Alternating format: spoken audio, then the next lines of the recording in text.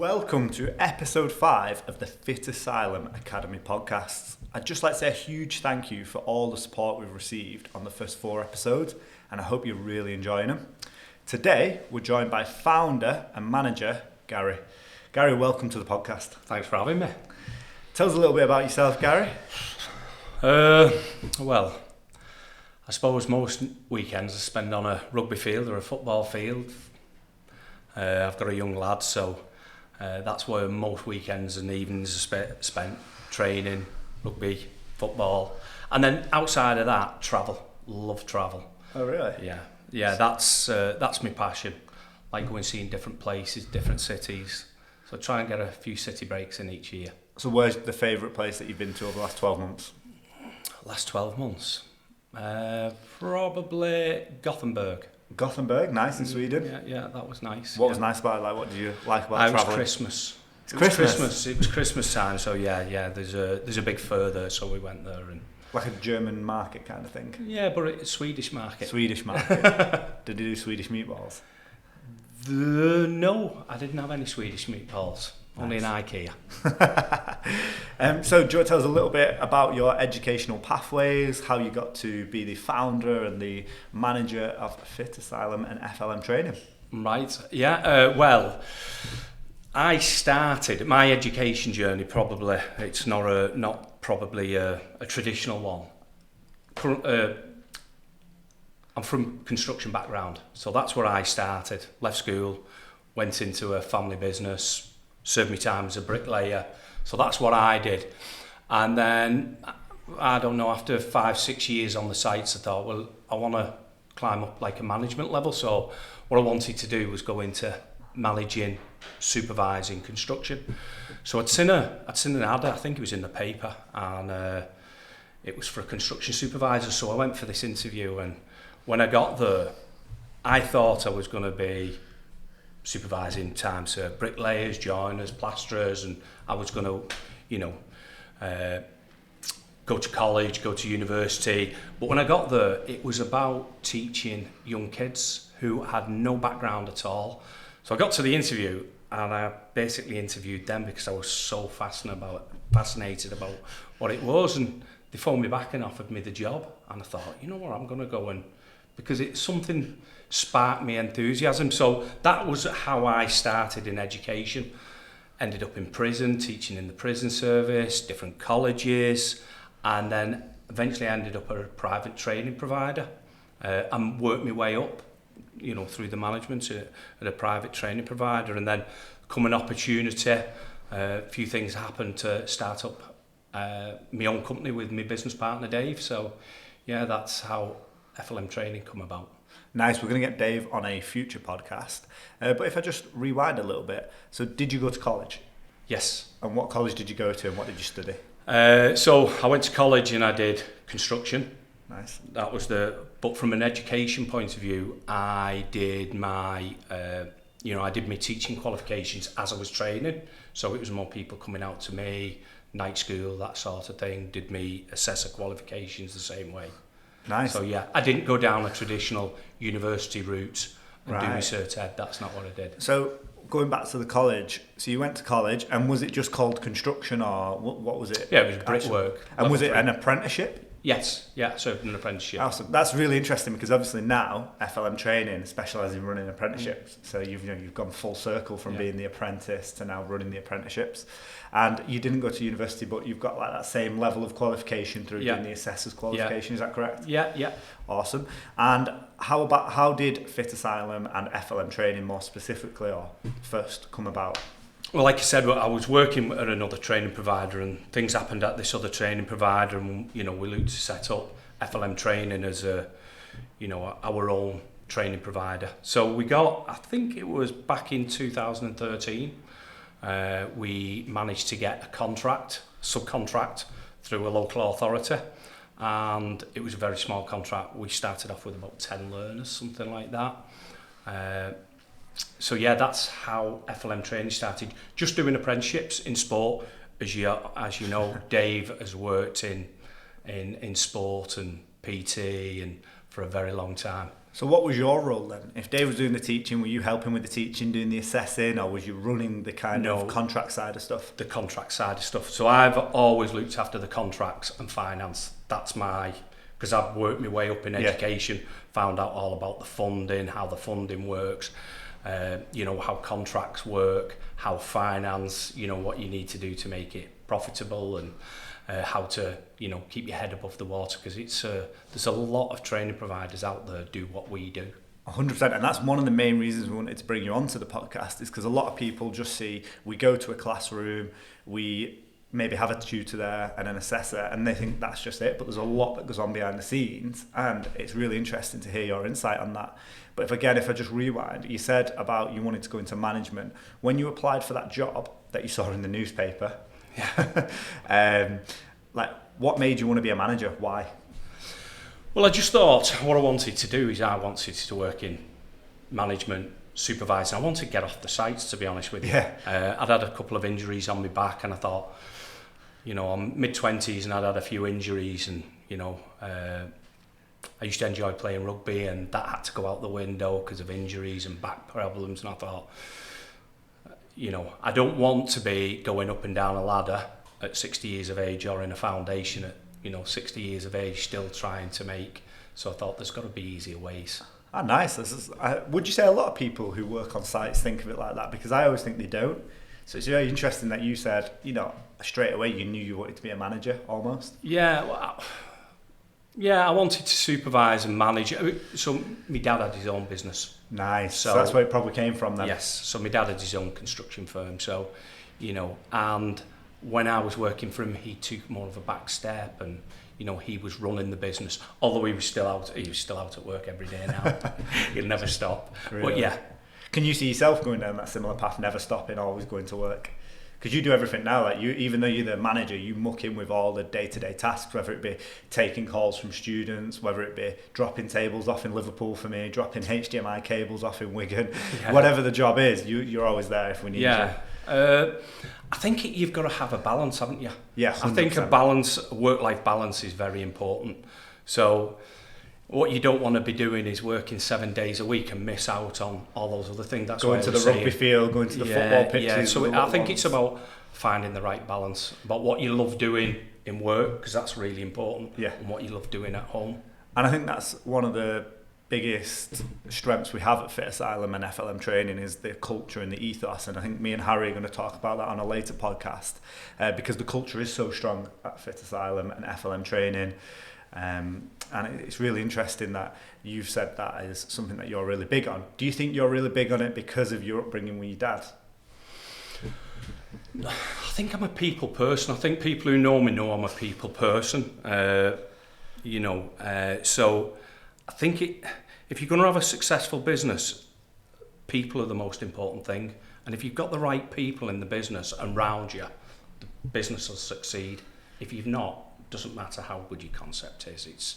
It's all about the people. That is very, very interesting. I read in Sir Alex's autobiography, he said the first thing he did when he came to Manchester United was bring the HR department to next to his office, because he said Manchester United was such a big football club that he wouldn't get to know everyone straight away, but he said the people who did know the people was the HR department, and he got them on side first, and then he basically worked his way through that. And it's very funny because over the weekend, I don't know if anyone watches F1, but Fred Vasseur referenced it, and he said that was the first thing he did at Ferrari, even though they were in a shambles last year, was he brought the HR department next door to his office, because he said there's 4,000 members of staff. He isn't in 12 months going to be able to know everyone's name and learn everyone's position and role. So he said he brings help on and delegates through that. So it's very interesting that you said HR and people is the most important thing.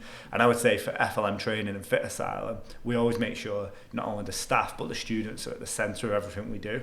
Whenever we're reviewing changes, we're always like, is this going to improve the student experience? Is this going to improve the staff members' experience? Are we looking at welfare for just students and also for the staff? And I know you're the welfare officer for Fitasylum and FLM Training, and I've never seen someone so excited about safeguarding training in my life. Safeguarding training is probably the bane of my life, but you somehow have a passion for it. I mean, it's fundamental thing that, you know, our students feel safe when they're on program. You know, they know they're looked after. And staff as well. You know, going back to staff, you know, if staff aren't enjoying what they do, or, you know, they've not bought into the ethos, that's not going to transfer to the learners. 100%. Like, get it right with the staff, and you have the right ethos with the staff, and you keep the focus on, you know, the learners are everything. You know, they're at the centre of everything we do. It works. 100%. Like, even this morning you got here and straight away you took the other members of the staff for a coffee, just relaxed. It was a nice environment to work in. It's not as you got here, let's go to the cafe, start working straight away. Like, no. You know, you've got to jump on. It's like there's no micromanagement. It's very much a freedom. Everyone kind of has their own input. Like when we do our KIT meetings, like our keep in touch meetings, it's not just the managers dictating. It's a, has anyone got any other business? Everyone gets their own say. You know, it's a really well-oiled machine at the moment. Would you agree? Yeah, it is. It is. Everybody's got a part to play in the business. Everybody's voice is equal. Not you're a manager, you've got a bigger voice than, you know, someone else within the business. So everybody's got an equal voice in the business. That's like what makes you it a referred success. to our executive producer as a guru earlier, you know, and he's probably the youngest member of staff we have. But when it comes to areas that are his responsibility, we let him kind of lead on it. Yeah. And he's the, you know, he's the boss and the guru on Yeah. that sort of thing. He makes the decisions because ultimately that's his role within the business. And I think that's what we do really well. Yeah. If someone has a speciality or a certain role, that's what we kind of lean towards. But if we bring it back to FLM training and Fitasylum, how did the name come about? How did the branding come about? Because I know I love the branding. And when we ask students why they chose Fitasylum, they always say it's very professional, the website's very organised, and the branding is really strong. It looks like a reputable company that they would want to be associated with. So where did that come about? I'd like to say it was my idea, but it wasn't. It was another guru, Tim Marner. Tim Marner. He's an absolute Genius. Genius, yes. And the whole team down there, Tim, Lee, down at Tim Marner, you know, we went to them in 2017, I think it was, and we went for a rebrand on FLM Training. That's what we went for. We thought, new logo, new website. That was what me and Bit of a Dave, refresh. yeah, a bit of a refresh. That's what we went. And we sat down with him. We talked about the business, what we do, what our passion is, and we went back a few weeks later and they rebranded the business, Fitasylum, and that was where the name come from. So you didn't even ask that, they came up with that themselves, They because I come think that's really bold, but also amazing that they've kind of taken, they must have listened very well first of all, but also they've really gone, I know this is what you guys might really need or want, and they've not kind of just gone, well, that's harder to do that because it requires a lot more thought and thinking, and let's just do what the client wants, but might not necessarily do what the client needs. So hopefully we can hear from Tim about this, because it's really interesting that his company have gone out of their way to make a really cool, different brand. And how did you think, or how did you feel more like, when you saw Fitasylum branding?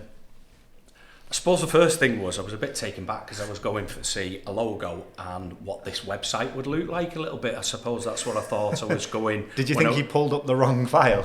I was taken aback at first, but when he went through the branding, it just blew me away. And, you know, you meet him, if you ever get to meet him and talk to him, you'll see what I mean. And we come away, me and Dave, and said, yeah, that's the way to go. But that was a full rebrand. That was doing away with FLM Training, I suppose. And as you know, we do a lot of apprenticeships, and most of them apprenticeships are done for local authorities and councils. And FLM Training stands for Fitness, Leisure, Management. And what we thought was perhaps the management side of things for local councils, Fitasylum might not fit with that. So we kept the FLM Training. So FLM Training's a little bit more corporate, where Fitasylum's a little bit more modern. Yeah. We felt it fitted for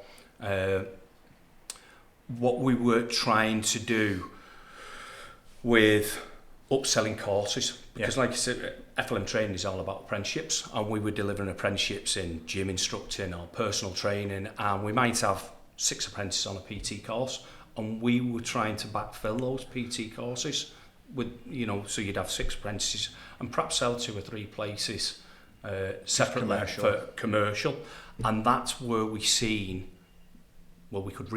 have another company called Fitasylum, and that can be the commercial arm of the company. That's really interesting, and obviously I think Tim's done a fantastic job and his team of rebranding. So Tim, if you're listening, we'd love to get you on the podcast, talk a little bit about how you rebranded and why you went so bold, because that'd be really interesting. But you touched on it there. FLM Training deliver mainly apprenticeships in everything fitness, leisure and management.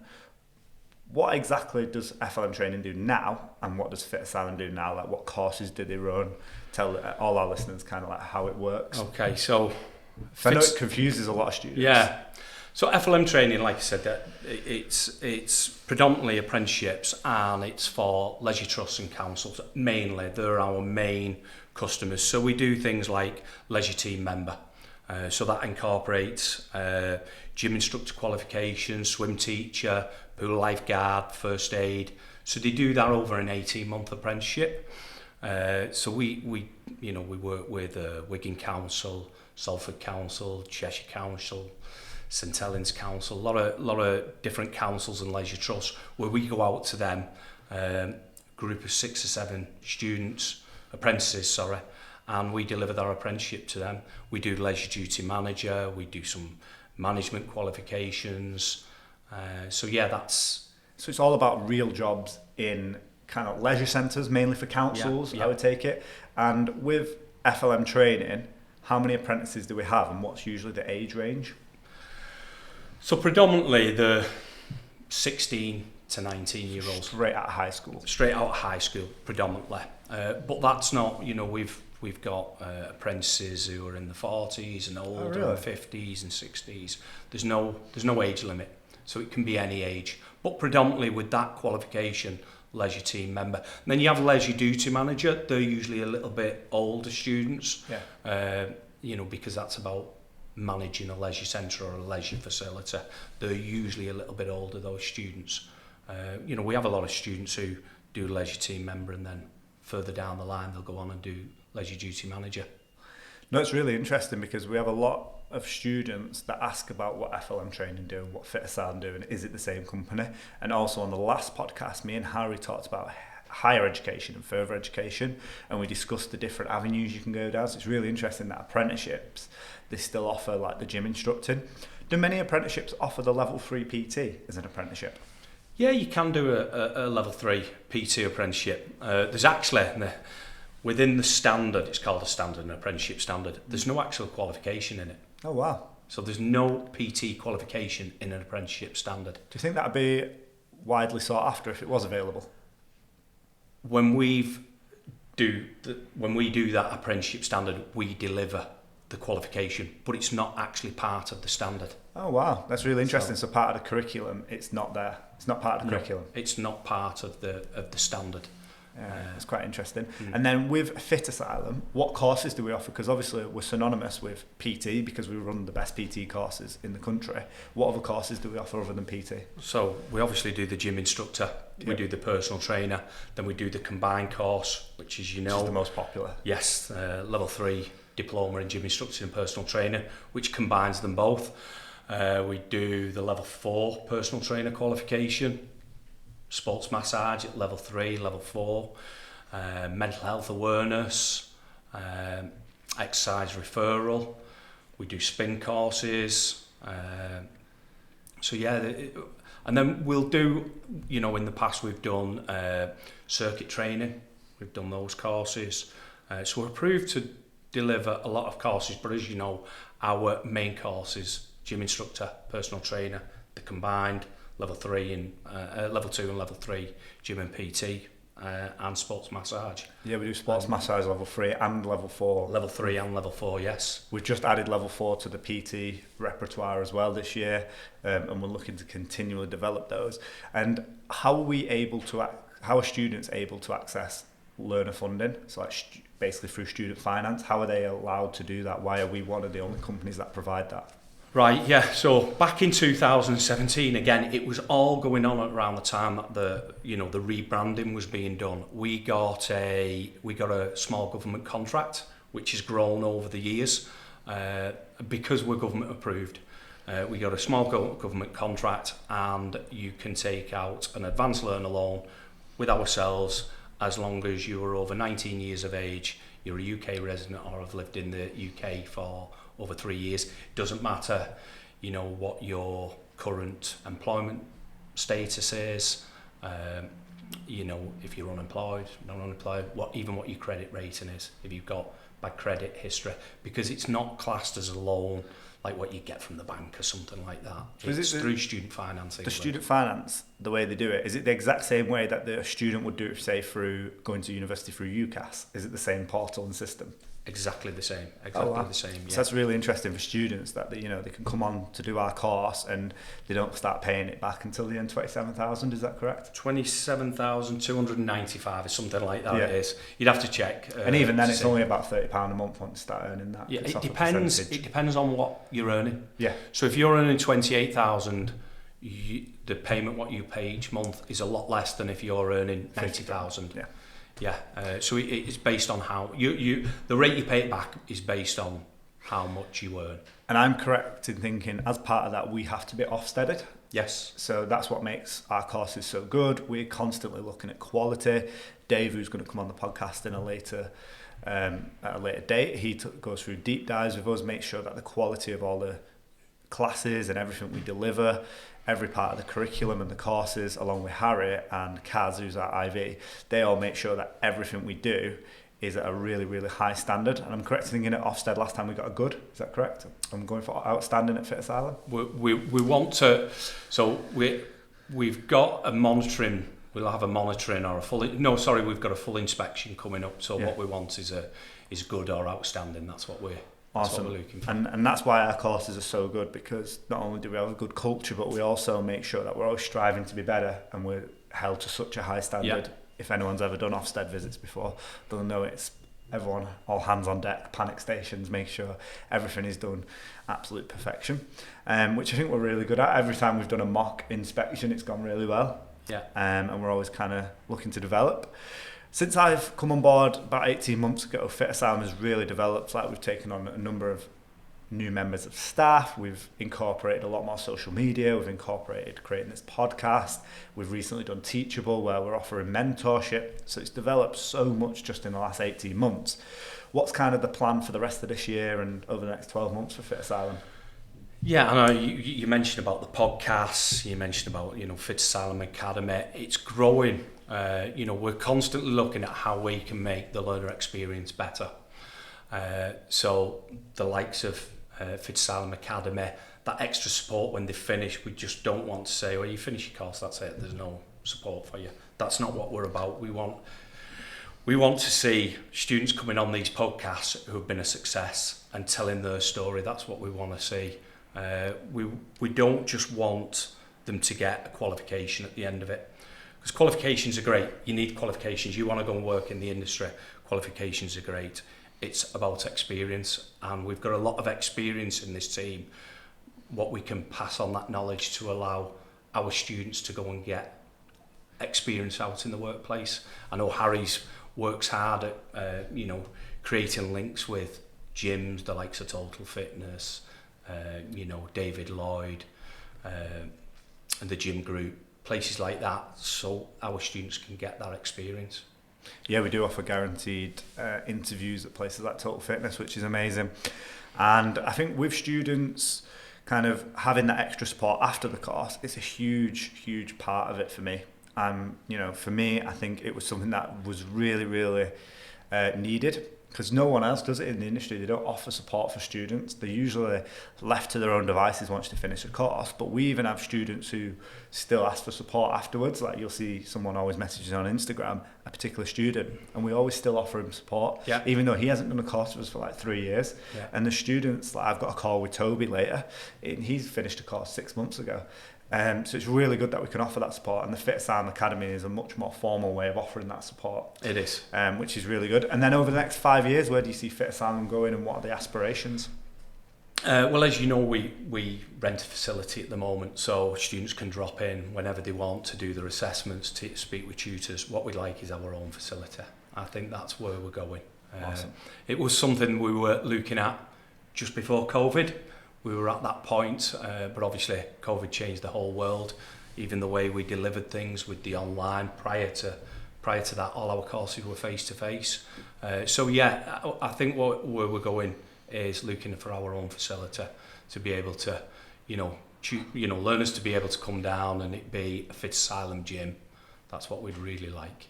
Yeah, so at the moment, one of the things that makes us stand out against the other providers, I guess, is they can come down to our offices in Wigan or the gym that we rent out in Wigan, and they can come and do practical assessments. So even if they're just doing an online course, we don't charge them any more to come and do their practical assessments in person. No. But not just that, they can also come and get support, touch base with a tutor, kind of like get any extra information, resources that they need. We're very hands-on with that, and it's, I think that's a huge factor for students being so successful. I know we've had a number of students who have gone, I'll do it online, but then their circumstances at home have changed, and we've been really supportive and been able to kind of work with them on a one-to-one basis if needed, in like our gym in Wigan. So that'd be really amazing, and a huge step if in the next 5 years we can have our own facility, maybe even employ our own students to work in the gym as PTs, if they're local to the Wigan area, which is amazing. And just to finish off now, Gary, you've been amazing, so thank you very much.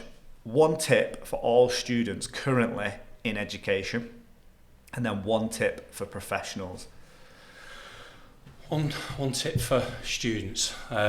So I think I said before, education, keep on learning. Knowledge is fantastic. So the more courses they can do, there's loads of free stuff out there. Loads and loads of free stuff out there. Get as much knowledge as you can, but experience is more important than anything else. So wherever you can get experience. Go and talk to other people. I know with the academy, and you create like hubs where students can share best practice, what's worked for them, what hasn't, and I think that's vitally important. Yeah, it's really good. So like, for instance, a student might say, I've recently done this program, or I've recently done this course, and they might recommend it to other PTs and some of the other students we've got. So it does work really well, because one student might have experienced something different to another student. They might say, I'm moving to this gym, how do you find it? So experiences are very valuable. And then one tip for professionals. I don't know, I suppose my ethos has always been do more than what's expected of you. So I've always looked, wherever I've worked, what does the next person up who manages me, take some of that workload, because you're helping that person out, but you're also learning. Yeah. Also learning, you're also gaining experience. I think that's really important, and going back to get that work-life balance right, and most importantly, surround yourself by good people who think the same as you and can add something to the team and ultimately add something to you as well. That's really interesting, because that's very similar to the last guest we had on Tilak. He talked about how going out there, getting experiences, even if you're having to work for free, that experience you're gaining will definitely pay you back in the future. And it sounds like you're saying something very similar with getting experiences and also surrounding yourself with the right people. If you go to educational courses, these are people who are probably looking at upskilling themselves similar to yourself. So that's really interesting. And then with the professionals one, surrounding yourself again with people who are on the same wavelength as you, but it's creating that culture, as you've already alluded to on a number of occasions. But Gary, thank you very much for joining us. I hope you enjoyed the setup. Yeah, it was very good. Thank you very much to Cal and Sinead as well for setting up all our new lighting, and hopefully, guys, you can tell the difference with the new camera that Gary got us. But yeah, thank you very much, pal. Thanks for having me.